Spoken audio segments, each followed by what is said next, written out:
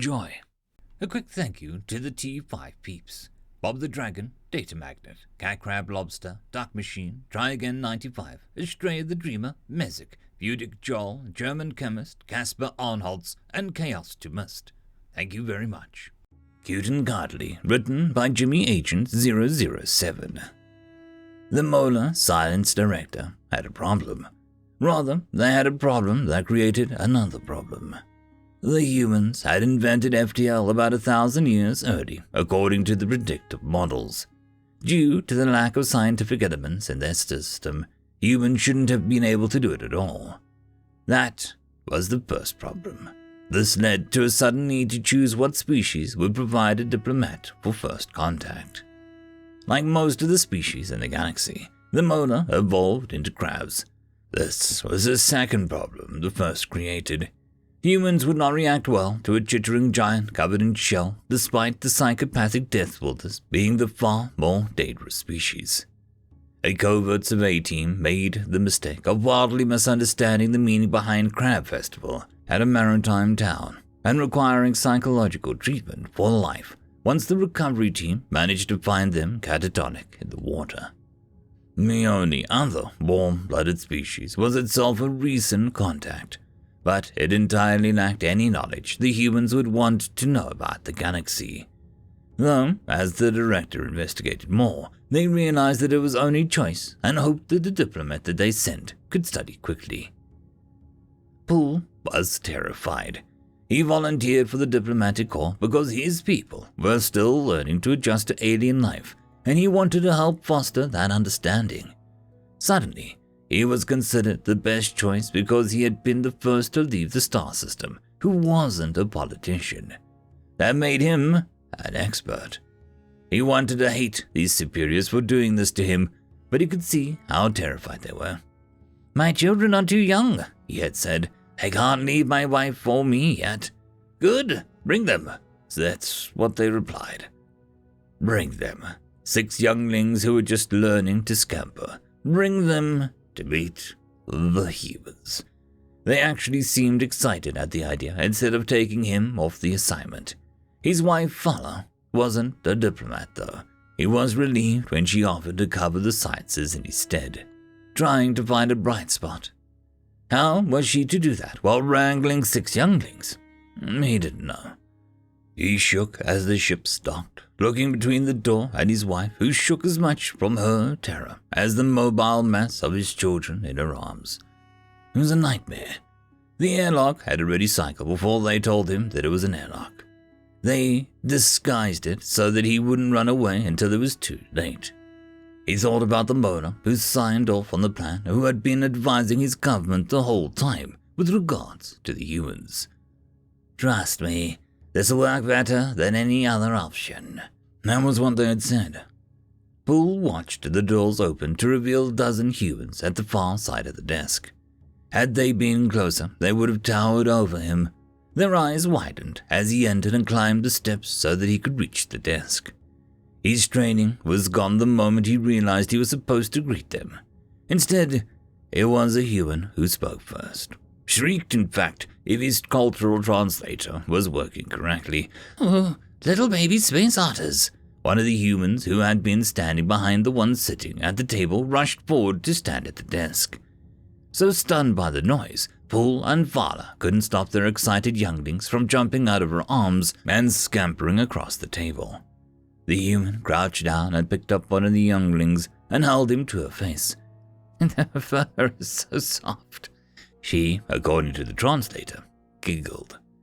Poole wanted to react, but was so perplexed by the way the humans gently paid attention to his young and the positive emotions the translator insisted the humans were showing that he simply got started on the first contact protocols. The meeting went smoothly, despite the fuss generated by the humans and the youngling pups. Even the soldier, a general with an old withered face marred by a long scar from one side of his chin to his nose, let his one hand gently fend off the attacking pup in front of him while he sternly discussing military matters. They were supposed to be psychopaths. That was what the file said. Monsters. Nightmares.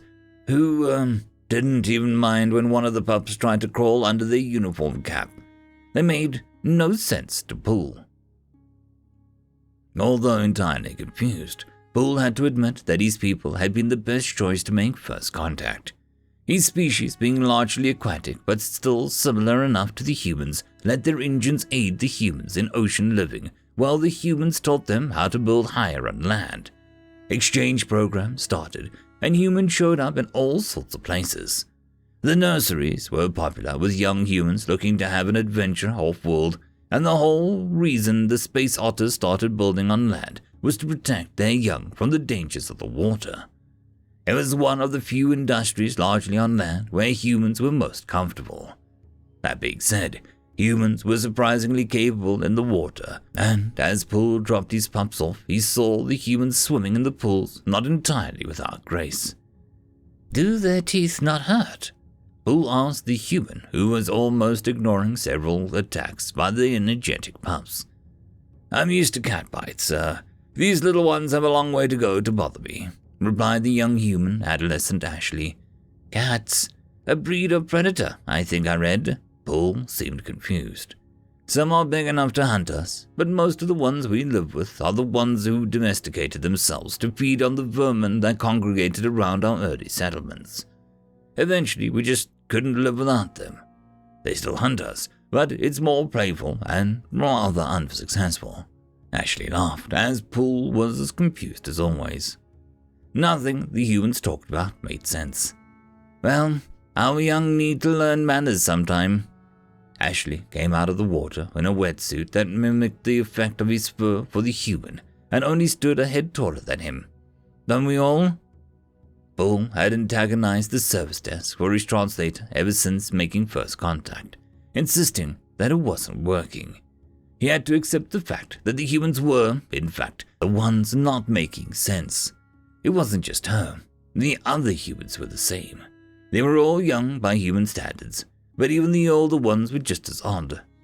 The larger male that seemed to enjoy speaking with Ashley and was currently observing her had tried to explain sarcasm to him, but going over the logs with the translator tech made them both weep in confusion.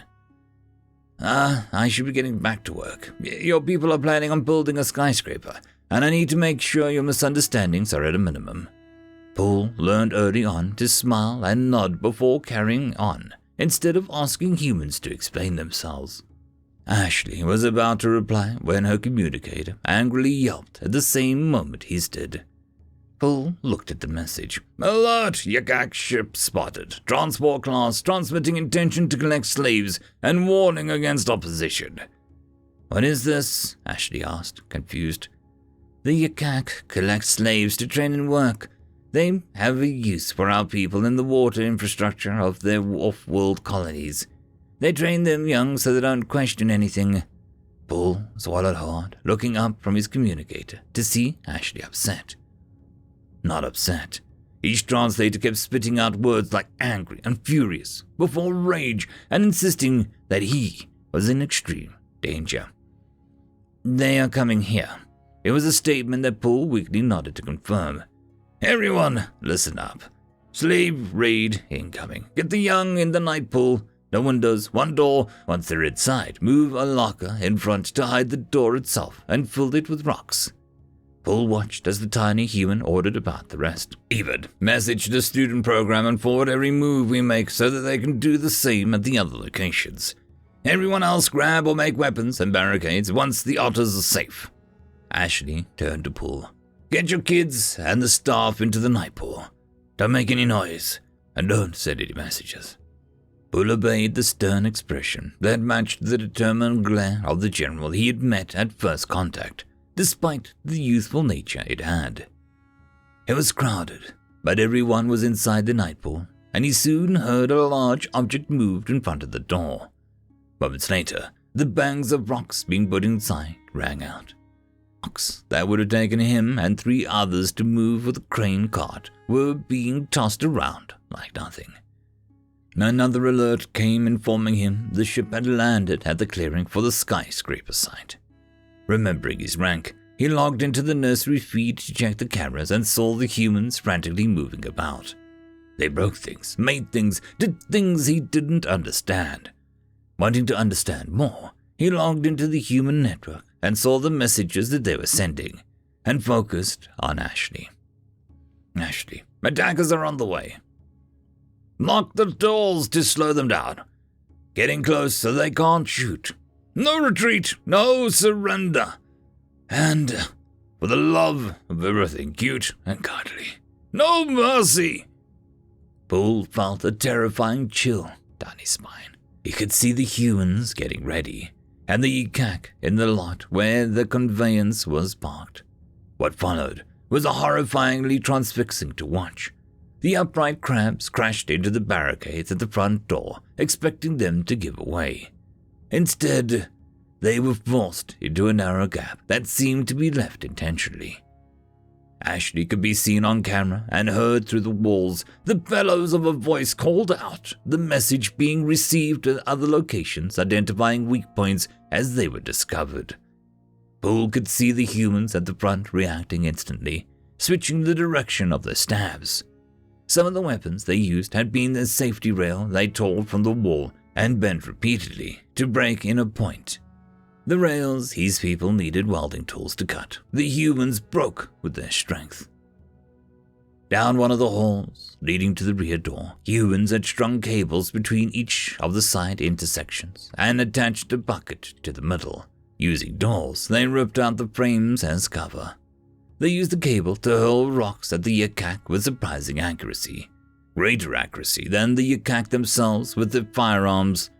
Stones were cast and crushed as shells they struck. The few humans who did show signs of being shot showed no signs of slowing. Carcasses piled up everywhere the humans were, but more attackers were coming in, larger than even the human adults. Yikak seemed to have no physiological effect on the humans that they were trying to kill.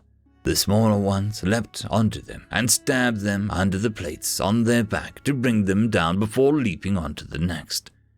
These humans were still supposed to be children, not much more mature than the ones huddled around him in the dark. Ashley called out from the other side of the door, and he saw a yikak had made its way to her. She was the smallest human at the nursery. She was shot 3 times as Paul watched. She was on top of the giant crab, and as many seconds later without so much as a weapon of her own. Her tiny fist struck out at her attacker as she was slammed against the walls in a frantic attempt to dislodge her. Burned, Ashley bellowed in rage at the crab, only to be met with its mandibles opening wide to do the same. "Got you now, you Ashley screamed with what the translator insisted was vindictive glee. Bull watched as she ripped the lower mandibles off the crab and rammed them into the eye stalks, causing them to collapse as the stabbing ripped right into the brain case. It fell, and Ashley stood over the ruined carcass. Bull couldn't find any other yikak in the nursery. Not alive, anyway. "Sci Construction Company, we got their ship. Who's bringing the butter?" Bull couldn't even. Standing outside, Bull watched as the humans piled up the dead. "How many did you lose?" "None. Neither here nor anywhere else," Ashley replied, inspecting her wounds. "But you got shot. Others must have as well." Bull could see the red blood that didn't quite seem to be coming out anymore. "As I said, I'm used to cat bites. These are only slightly worse," Ashley said as she watched Bull process what he heard like he did every time humans confused him. "I don't understand humans," he sighed, letting his stress show. "You were supposed to be monsters, but you handle our young with care and love like your own. Then you go and do this?" He gestured to the piles of dead crabs. "How can you be that and then this?" Ashley rested a hand on his shoulder. "It's the same thing." Bull broke down and wept, falling into the arms of the human. The monster. "For the love of everything cute and cuddly, you are finally starting to understand us."